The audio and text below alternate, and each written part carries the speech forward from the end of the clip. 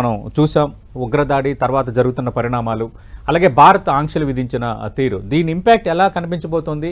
కొద్దిసేపటి కిందట అంటే మన డిబేట్ ప్రారంభానికి కొద్దిసేపటి కిందట బీహార్ పర్యటనలో భాగంగా ప్రధాని మోదీ చేసిన వ్యాఖ్యలు ప్రపంచం మొత్తం చర్చించుకునేటట్టుగా మా చర్యలు ఉండబోతున్నాయి. మేము ఇకపోతున్న తీసుకుంటున్న యాక్షన్స్ అన్నీ కూడా ఉగ్రవాదం ఇంకా మట్టిలో కలిసిపోయే రీతిలో ఉండబోతుందని అంటున్నారు. మీ అంచనా ఏంటి? అంటే నిన్నటి ఆంక్షలు సరిపోతాయా? నిన్న ఆంక్షల ప్రభావం పాకిస్తాన్తో ఎలా ఉండబోతోంది? భారత్ తీసుకోబోయే స్టెప్స్ ఎలా ఉండబోతున్నాయి? ముఖ్యంగా సతీష్ గారు, మన 140 కోట్ల భారతీయుల హృదయం ప్లస్ ప్రపంచంలో చాలామంది ఎవరైతే మానవతావాదంలో మానవత్వంలో ఎవరైతే నమ్ముతారో వాళ్ళందరూ ఈ రోజున భారతదేశంతో పాటు ఉన్నారు.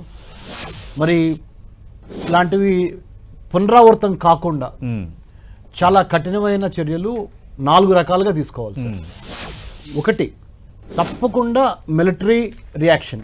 First reaction is military reaction. Okay. Next diplomatic reaction. Next technical open source intelligence, technical or techint అంటారు, టెక్నికల్ ఇంటెలిజెన్స్. ఓకే, దానికి సంబంధించిన రియాక్షన్. నాలుగోది, అన్నిటికన్నా ముఖ్యంగా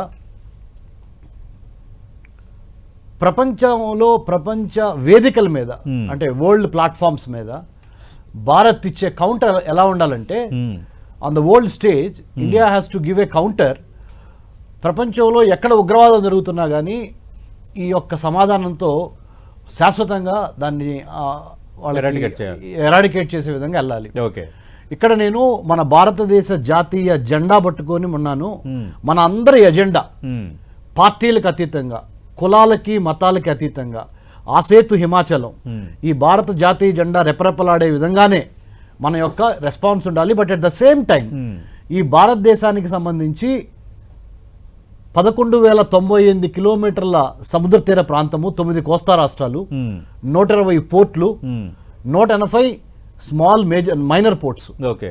వీటిని కాపాడుకుంటా మన సైబర్ స్పేస్ని, మన ల్యాండ్ బోర్డర్ స్పేస్ని కాపాడుకుంటా 15,000 కిలోమీటర్లు, ఈ భారతదేశానికి 15,000 కిలోమీటర్ల ల్యాండ్ బోర్డర్ ఉంది.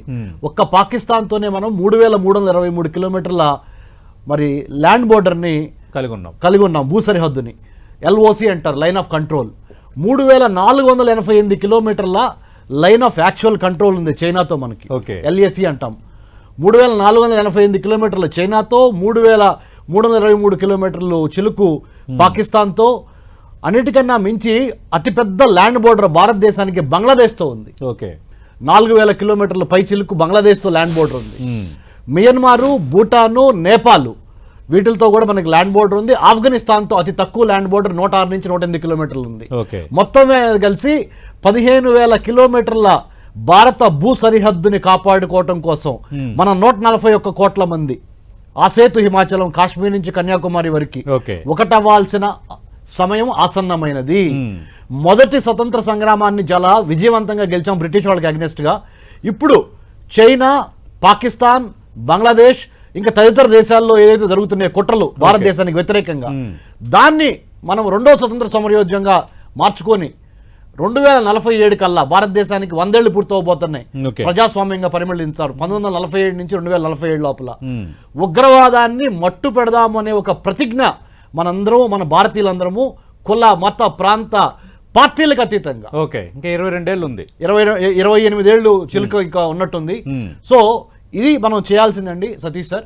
ఇక్కడ నేను ఒకటే చెప్తున్నాను సార్, మీకు గుర్తుండే ఉంటుంది, 2010 నుంచి నేను ఈ కంఠం, ఈ హృదయం ఉగ్రవాదానికి వ్యతిరేకంగా నేను ఎన్నో స్టడీస్ నిర్వహించి భారతదేశంలో ఉగ్రవాద నిర్మూలనకి నేషనల్ కౌంటర్ టెర్రరిజం సెంటర్ పెట్టాలని NCTC. Okay sir, there are two strategies to win over the counter terrorism sir. ఉగ్రవాదాన్ని ఆపటానికి 2 వ్యూహాలు ఉన్నాయి సార్. ఓకే. ఒకటేమో యాంటీ టెర్రరిజం అంటారు, ఇంకోటేమో కౌంటర్ టెర్రరిజం అంటారు. ఓకే. ఈ కౌంటర్ టెర్రరిజము, యాంటీ టెర్రరిజము తేడా ఏంటంటే, ఒకటేమో ఇమ్మీడియట్ గా రియాక్ట్ అయ్యి ఆ టెర్రరిస్టుల్ని మట్టు పెడతాము, ఇంకొకటేమో వ్యూహాత్మకంగా రాబోతున్న భవిష్యత్తులో మళ్ళీ ఇటువంటి పునరావృతం కాకుండా ఉండాలంటే ఎటువంటి మిలిటరీ పరమైన, టెక్నికల్ పరమైన, హ్యూమన్ సార్ ఇంటెలిజెన్స్ని ముఖ్యంగా సంస్కరించుకొని మన సైన్యాన్ని కానీ మన పోలీస్ యంత్రాంగాన్ని కానీ మన ఐబీని కానీ మన రాగాని మిగతా పారామిలిటరీ ఫోర్సెస్ని కానీ సమాయత్తం చేయటం ఒక స్ట్రాటజీ. రెండో స్ట్రాటజీ ఏంటంటే సివిల్ సొసైటీ, సమాజంలో నుంచి ప్రతి పౌరుడు ఇది నా మాతృభూమి, నా కన్న తల్లి, ఈ కన్న తల్లిని కాపాడుకోవడం కోసం నేను ఎంతో కొంత నా జీవితంలో కొంత సమయాన్ని వెచ్చిస్తాను అని ఉగ్రవాదం మీద పరిశోధన చేసి ఆ ఉగ్రవాదానికి జడలు ఎక్కడున్నాయో దాన్ని పీకేయటానికి, దాన్ని పెకిలించడానికి, to exterminate the terrorism from the root cause, అంటే కూకుటి వేళతో సహా పెకిలించే ఒక భారత యువశక్తి తయారవుతానే. But at the same time పరమత సహనాన్ని కోల్పోకుండా పక్క మతాలను ఎటువంటి ఇబ్బంది పెట్టద్దు. వాళ్ళు చేసిన దరిద్ర పని, ఎవరు టెర్రరిస్టులు చేసిన దరిద్ర పని, మతాన్ని ఆదర్శంగా తీసుకొని మతాన్ని ప్రతిభగా తీసుకొని చంపారే, వాళ్ళు చేసిన పని మనం చేయకుండా మనము పరమత సహనము, రిలీజియస్ టాలరెన్స్, క్యాస్ట్ టాలరెన్స్, అన్ని కులాలు అన్ని మతాలు మన మానవ మతము మానవత్వము అనేది మనం మర్చిపోకుండా ఈ టెర్రరిజాన్ని హ్యూమనిజంతో ఎదుర్కోగలిగిన శక్తి, యుక్తి, ఆ యొక్క నాలెడ్జ్, స్కిల్, యాటిట్యూడ్ మనం డెవలప్ చేసుకోవాలి సార్. రైట్. గంట గారు, వివి రావు గారు చెప్పారు ఈ పరంగా వెళ్ళాలి. గతంలో అంటే రాజీవ్ గాంధీ ఉన్నప్పుడు, అంతకుముందు వాజ్పేయి ఉన్నప్పుడు అప్పుడున్న అవకాశాలు వేరు, అంతర్జాతీయంగా మనకి ఎదురయ్యే ఆంక్షలు వేరు. కానీ ఇప్పుడు ఇట్స్ రైట్ టైం, మనం అన్ని రకాలుగా స్ట్రాంగ్గా ఉన్నాము అన్నది ఒకటి. రెండోది, నిన్నటి నుంచి కూడా చర్చ జరుగుతుంది. ఒకటి, పాకిస్తాన్లో ఈ బెల్చిస్తాన్ వేర్పాటువాద ఉద్యమం తీవ్ర రూపం దాల్చింది. అలాగే ఫైనాన్షియల్గా అంటే ఆర్థిక పరంగా పాకిస్తాన్ ఇబ్బందులు ఎదుర్కొంటుంది. అలాగే బంగ్లాదేశ్లో కూడా పరిస్థితులు బాగోలేదు అన్నది మనకు అర్థమవుతుంది. అంటే ఇదే రైట్ టైము, కరెక్ట్గా గట్టి దెబ్బ తీయాలంటే పాకిస్తాన్ కన్నా అంతర్జాతీయ నిపుణులు చాలామంది చెప్తున్నారు. మీలాంటి వాళ్ళు, మీ అంచనా ఏంటి? ఏ విధంగా తీయాలి, దెబ్బ కొట్టాలంటే ఇది రైట్ టైమా కాదా? పాకిస్తాన్ని ఏ విధంగా దెబ్బ కొట్టాలి అనే ఒక స్ట్రాటజీని పొరపాటును కూడా టీవీ ఛానల్లో మనం డిస్కస్ చేయొద్దు. గుడ్. ఎలా ఉంటుంది అంటే తప్పనిసరిగా వాళ్ళు చేసిన పనికి 100 రెట్లు ఎక్కువ వాళ్ళని మనం దెబ్బతీస్తాము. There is a surprise element in it, there is a speed element in it. More than anything else, there is a lethal combination of speed and surprise which is going to neutralize and which is going to bring down to the knees the Pakistani state. Pakistan already వాళ్ళకి సొంతంగా బతికే తెలివితేటలు కానీ సొంతంగా బతకాలనే ఒక మంచి ఆలోచన కానీ చరిత్రలో లేదు అనేది మనకు తెలుస్తుంది. 1947 ఆగస్టు 14న పాకిస్తాన్కి స్వతంత్రం వస్తే ఇవాళ వరకు 4 సార్లు మిలిటరీ పాలనకి వెళ్ళింది ఆ Pakistani state.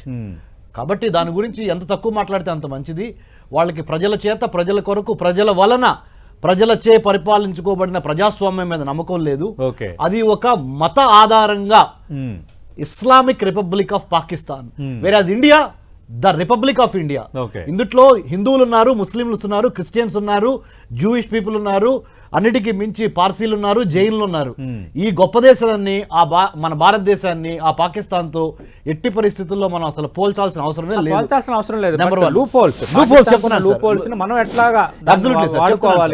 There are 2 ways అండి సతీష్ గారు. సింబాలిక్ టార్గెట్, సాఫ్ట్ టార్గెట్ అని ఉగ్రవాదం పరిభాషలో 2 రకాల విభజనలు ఉంటాయి. అంటే ఒక సింబల్ మీద కొడతాం మూలాన దేశం మొత్తాన్ని అతలాకుతలం చేయటం, టెర్రరిస్ట్ ఎట్లా ఆలోచిస్తాడనే చెప్తున్నా నేను. ఇంకొకటి సాఫ్ట్ టార్గెట్. సాఫ్ట్ టార్గెట్ అంటే ఎవరు? Railway stations, bus stations, amusement parks, మన గార్డెన్స్, నిన్న జరిగిన టూరిస్ట్ ప్లేసెస్, ఇవన్నీ సాఫ్ట్ టార్గెట్. అంటే ఒక సర్ప్రైజ్ ఎలిమెంట్ తో వచ్చి మనల్ని ఎనిమి కొడతాడు, టెర్రరిస్ట్ వచ్చి కొడతారు. సింబాలిక్ టార్గెట్లు అంటే పార్లమెంటు, అసెంబ్లీ, రిజర్వ్ బ్యాంకు లేదా చారిత్రక కట్టడాలు, వీటిని కొడటం ద్వారా మిమ్మల్ని మేము కొట్టాము అని టెర్రరిస్టులు చేస్తారు. JD Vance American vice president భారతదేశంలో ఉన్నప్పుడు అదొక సమయాన్ని ఎంచుకున్నారు వాళ్ళు. ఇంకొకటి సాఫ్ట్ టార్గెట్ ఎంచుకున్నారు. ఇది symbolic target. JD Vance happens to be in India, ఇది symbolic target. Tourist touring in Baisaran valley, in Pahalgam, in Anantnag district, in Jammu and Kashmir అనేది ఒక సాఫ్ట్ టార్గెట్. ఆర్మీ కానీ, మెడికల్ వ్యాన్స్ కానీ, అంబులెన్సెస్ కానీ సైట్కి అంటే ఆ స్థలానికి చేరుకోకుండా దూరంగా కొండల్లో, మినీ స్విట్జర్లాండ్ లో మన పర్యాటకులు ఉన్నప్పుడు దాన్ని అదను చూసి కొట్టారు వాళ్ళు. తప్పనిసరిగా దీని వెనక చాలా ప్రీ ప్లానింగ్ జరిగింది. ఇది సాఫ్ట్ టార్గెట్ కి సింబాలిక్ టార్గెట్.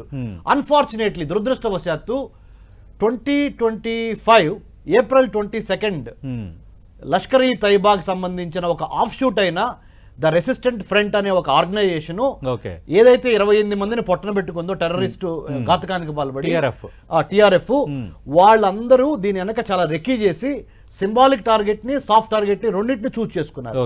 సో ఓకే, వాళ్ళు ఏం చేశారో మనకు అనవసరం.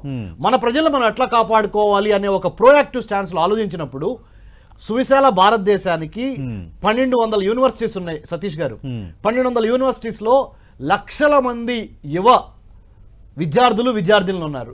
వీళ్ళందరికీ దేశ భద్రత గురించి, దేశ రక్షణ గురించి, భారతదేశం చుట్టుపక్కల ఉన్న దేశాలు ఎన్ని, అందుట్లో మన శత్రువు ఎవరు, మిత్రులు ఎవరు, ప్రపంచ రాజకీయాలు ఏంటనేది BTech, BCom, BA, BSc, MTech, MBBS దేంతో సంబంధం లేదు. నేషనల్ సెక్యూరిటీ స్టడీస్, జాతీయ భద్రత, జాతీయ రక్షణ అనేది ఒక పాఠ్యాంశంగా ప్రతి విద్యార్థికి వెళ్ళిన రోజున అప్పుడేమవుతుందంటే మన ఆర్మీకి, మన ఎయిర్ ఫోర్స్ కి, మన నేవీకి మనం బలం ఇచ్చిన వాళ్ళం అవుతాము, మనం రెడీగా ఉంటాము.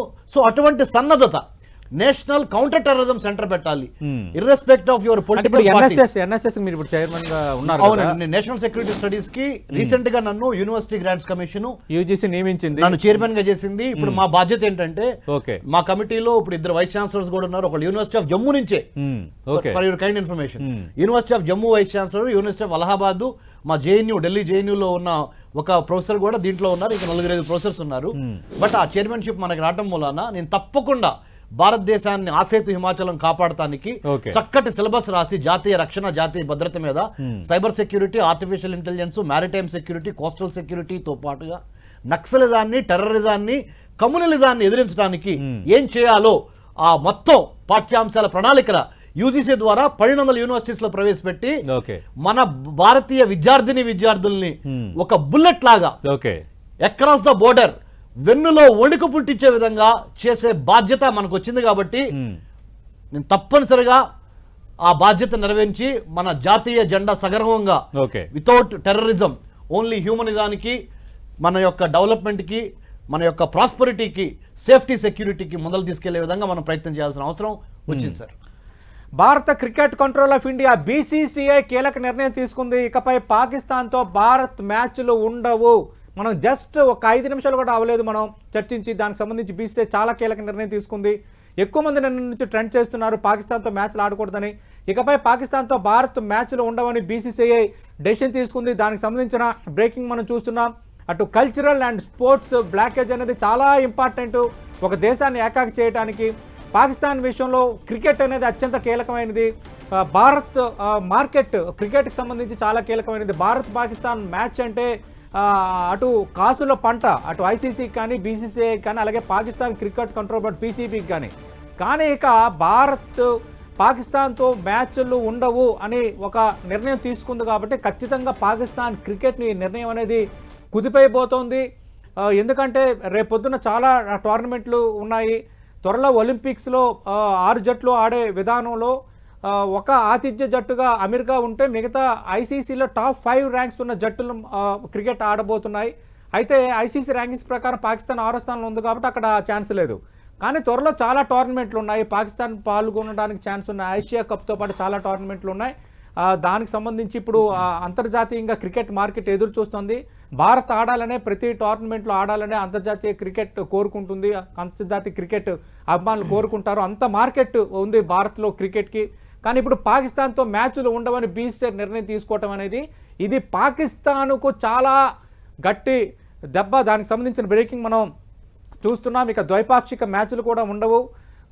అలాగే పాక్తో తటస్థ వేదికలతో భారత్ ఆడుతుంది. అది కూడా కేవలం ఐసీసీ కారణంగానే ఆడుతుందన్న అంశాన్ని కూడా బీసీసీఐ ప్రస్తావించింది. దీనిపైన మీ స్పందన ఏంటి క్రికెట్కి సంబంధించి? సతీష్ సార్, ఇప్పుడు వరకు చాలా ఇదివరలో క్రికెట్ పరంగా చాలా వరకు మనకి ఇప్పుడు మనకి ఇబ్బందులు వచ్చిన గొడవలు జరిగినా కానీ క్రికెట్ టైస్ మనం కట్ చేసాం. అవును, ఇది కొత్త ఏం కాదు. కల్చరల్ పరంగా కూడా సినిమాలను ఆపాము. ఇది కూడా కొత్త కాదు. కొత్త అయిన విషయాలు చెప్తాను నేను. ఇప్పుడు ఏం జరగబోతున్నాయో అష్ట దిగ్బంధనం అంటారు. అంటే 8 వైపుల నుంచి పాకిస్తాన్ మీద మూకుమ్మడి దాడి చేయాలి. ఆ 8 ఏంటో చెప్తాను. ఫస్ట్ చెప్పండి సార్. ఎకనామిక్ గా ఆర్థికంగా దాని గొంతు నొక్కేయాలి. నెంబర్ 1 ఆర్థికంగా, తర్వాత రాజకీయంగా తర్వాత ఈ కల్చరల్ పరంగా అంటే సాంస్కృతిక, సినిమా, సాహిత్యం లాంటివి, తర్వాత క్రీడా రంగము, తర్వాత స్పేస్, తర్వాత సైబర్ స్పేస్, దాని తర్వాత ప్యూర్ మిలిటరీ టాక్టిక్స్ అంటే అక్రాస్ ద బోర్డర్, ఇంకా దాని తర్వాత 7వది అన్నిటికీ ముంచిది మ్యారిటైమ్ స్పేస్ అంటే సముద్ర ప్రాంతంగా బ్లాకేడ్ చేయటం, ఇది 7వది. 8వది అతి ఇంపార్టెంట్ ఫైనల్ ఏంటంటే ఈ దెబ్బతో ఆ పాకిస్తాన్లో ఉన్న ప్రభుత్వం కుప్పగోలాలి. అదేంటంటే ఈ 7 దిగ్బంధనాలు ప్రజలకి, సివిల్ సొసైటీ అంటే పాకిస్తాన్లో ఉన్న సాధారణ జనతకి తెలిసి వాళ్ళు సొంతంగా శ్రీలంకలో అయితే ఎట్లయితే శ్రీలంక అధ్యక్షుడిని అధ్యక్ష భవనంలోకి బయటికి లాగారు, ఆ విధంగా లాగి కొట్టాల్సిన తరుణంగా కోసం మనము మన మీడియా, ముఖ్యంగా మన మీడియా ద్వారా ప్రపంచం మొత్తానికి తెలిసేటట్టు కథలు, కథనాలు రాసి ఉన్నాయే ఫ్యాక్ట్సే రాసి ప్రాపర్గా డిప్లొమాటిక్ ఛానల్ ఉపయోగించి అంటే దౌత్యం అన్నిటికన్నా సామం, దానం, భేదం, దండం 4 వాడి ఈ అస్త్రదంగబోధనం స్ట్రాటజీ వాడి వాళ్ళని కొడతాం అనేది జరగాలి. దీంతో పాటు ఫైనల్ గా జాతీయ రక్షణ, జాతీయ భద్రత అనేది మనం ఎలా అయితే గాలి పీలుస్తున్నామో చాలా సహజంగా, న్యాచురల్ గా మన రక్తంలో ప్రతి అణువు భారతీయుల్లో, స్త్రీ గాని పురుషుడు గాని, నా జాతిని నేను కాపాడుకోవాలంటే నా శత్రువులు ఎవరు, నా మిత్రులు ఎవరు అనే ఒక కాన్షియస్నెస్, అవేర్నెస్ ప్రతి భారతీయుడికి దీంతో రావాలి. ఇది జరగాలండి. రైట్, ఓకే, మీరేం చెప్తారు సార్? ఒకటండి, మనము ఈ టెర్రరిస్ట్ ఇన్సిడెంట్ నుంచి కొన్ని ఇంపార్టెంట్ సంకేతాలను ముందలుగానే స్టడీ చేసి there are 2 ways of dealing the situation. అంటే ఇది మరీ ఘోరంగా ఉంది, చాలా ఘోరంగా కేక్ పట్టుకెళ్ళడం అంటే వాళ్ళ యొక్క వాళ్ళ యొక్క మానవ వికృతంగా ఉందో వాళ్ళ ఆలోచన, వికృతమైన మనసుకి సాక్ష్యం అది. So let the whole world watch, ప్రపంచం మొత్తం చూస్తున్నారు, వాళ్ళ మొహమ్మద్ ఉమ్మేస్తారు, అది వేరే విషయం. మనం ఏం చేయాలంటే సార్, ఇప్పుడు దయచేసి 22 ఏప్రిల్ 2025ని ఈ భారతదేశం కానీ మానవత్వం మీద నమ్మకం ఎవరు కూడా మర్చిపోకూడదు. ఈ ఉగ్రవాద వికృత చర్య మళ్ళీ జరగకుండా ఉండాలంటే మనము సాంకేతికంగా, ఆర్థికంగా, మిలిటరీ పరంగా, టెక్నాలజీ పరంగా అన్ని రకాలుగా we have to prepare our forces. Not only forces, civilian కూడా చాలా జాగ్రత్తగా వ్యవహరించి హైదరాబాద్, ముఖ్యంగా మనకి లుంబిని పార్క్, గోకుల్ చాట్, దిల్సుఖ్ నగర్, హైదరాబాద్ లో మనం ఎక్స్పీరియన్స్ చేస్తున్నాం. అలాంటి రోజులు మళ్ళీ మనకు వద్దు. కాబట్టి మనం చాలా జాగ్రత్తగా, హైదరాబాద్ లో ఎన్నో గేటెడ్ కమ్యూనిటీస్ ఉన్నాయి. Hyderabad real estate capital, pharma capital, film capital, defence capital, and it is doing very well in the business. కాబట్టి మనం చాలా జాగ్రత్తగా మన హైదరాబాద్ నగరాన్ని, మన భాగ్య నగరాన్ని కాపాడుకోవడానికి ప్రజలందరూ, గేటెడ్ కమ్యూనిటీస్లో ఉన్న వాళ్ళు కూడా ఒకసారి మీ గేటెడ్ కమ్యూనిటీలో మీరే కలయదరగండి, చూసుకోండి మంచి చెడు. ఒక రకమైన సివిల్ కమ్యూనిటీ పోలీసింగ్ అనే ఒక కాన్సెప్ట్ ని, అంటే సమాజమే మనమే మనల్ని కాపాడుకోవాలి. ఎందుకంటే 1,00,000 మంది జనాభాకి 120 మంది పోలీసులు ఉన్నారు, చాలరు. 1,00,000 మంది జనాభాలో 120 మంది పోలీసులు ఎట్లా కాపాడతారు చెప్పండి సార్? కాపాడలేరు. కాబట్టి ప్రజలే తమ ప్రాణాలని, తమ మానాన్ని, తమ ఆస్తులు రక్షించుకోవడానికి సెల్ఫ్ డిక్లైర్డ్ ఒక సోల్జర్ గా, ఒక పోలీస్ ఆఫీసర్ గా తను మార్చుకొని పోలీస్ యాక్ట్ తో సహకరిస్తా, గవర్నమెంట్ తో సహకరిస్తా, in collaboration and coordination with the law enforcement agency, we all have to come together under one umbrella, one flag, that is India, Bharat. వచ్చి మనం కాపాడుకోవాల్సిన, we have to show. ఎప్పుడైతే క్రైసిస్ ఉందో sir, అప్పుడే నాయకుడు బయటకు వస్తాడు. This is the time to showcase our character and capability.